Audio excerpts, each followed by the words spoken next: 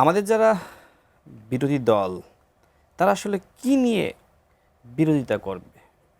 আমরা যাকে আসলে প্রধানমন্ত্রী হিসেবে পেয়েছি জনাব তারেক রহমান, তার মতন মানুষকে প্রধানমন্ত্রী হিসেবে পাওয়া আমাদের জন্য সৌভাগ্যের।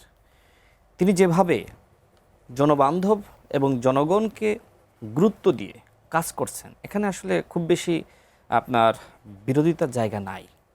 এখন জোর করে যদি আপনি নানান বিষয়ে বিরোধিতা করতে চান, মানুষ তো আপনাকে গৃহপালিত বিরোধী দল বলবেই। এই জুলাই জাতীয় সনদ নিয়ে, গণভোট নিয়ে, যেখানে অন্তর্বর্তীকালীন সরকার নিজেই প্রতারণা করেছে, সেখানে আপনি বিএনপিকে প্রতারক বানানোর জন্য উঠে পড়ে লেগেছেন।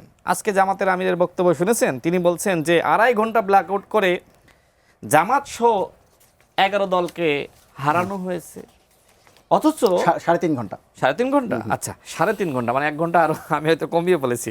তো 3.5 ঘন্টা ব্ল্যাক আউট করে জামাতকে নাকি হারানো হয়েছে। জামাত অতীতে সর্বোচ্চ 18টি আসনে জিতেছে। সেই জামাত যে এইবার 77টি আসনে জিতল কিভাবে, কোন প্রক্রিয়ায়? বরং লোকমুখে শোনা যায় এই 3.5 ঘন্টা ব্ল্যাক আউট করে জামাতের আমির এবং নাহিদ ইসলামকে জেতানো হয়েছে।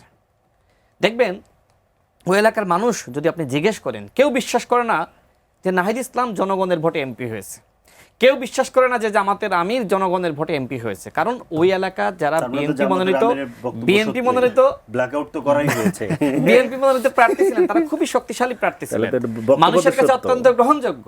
তার মানে ইলেকশন যদি মেকানিজম হয়ে থাকে, সেটা জামাতের পক্ষে, জামাতকে একটি শক্তিশালী বিরোধী দল হিসেবে বানানোর জন্য অন্তর্বর্তীকালীন সরকার মেকানিজম সরকার করতেছে বিএনপি আর ধরেন শক্তিশালী বিরোধী দল করার জন্য। না দেখেন, আপনি যদি ডক্টর মোহাম্মদ ইউনূসের বক্তব্য শুনেন, তিনি কি বলেছিলেন? এই ছাত্রদের অনেকে মন্ত্রী হবে, যদি কেউ সরকার গঠন না করে মন্ত্রী কেমনে হয়? দেশের বাইরে গিয়ে ডক্টর মোহাম্মদ ইউনূস কি বলেছিল? বাংলাদেশে বিএনপি ছাড়া কেউ নির্বাচন চায় না। তার মানে কি ডক্টর মোহাম্মদ ইউনূস মূলত চেয়েছিল জামাত এবং এনসিপি জোট ক্ষমতায় যাক আর বিএনপি আপনাদের সবচেয়ে শক্তিশালী মন্ত্রী, উনি তো আবার পার্লামেন্টে দাঁড়িয়ে বলেছেন যে গণঅভ্যুত্থানের ট্রফি ডক্টর মোহাম্মদ ইউনূস কে তারেক রহমানের কাছে দিয়েছেন। তার বক্তব্য যদি আপনি বিশ্লেষণ করেন, তারেক রহমানের হাতে ছিল, তার বক্তব্য বিশ্লেষণ করলে সেটা সময় লাগবে, আমি ওইদিকে যাব না।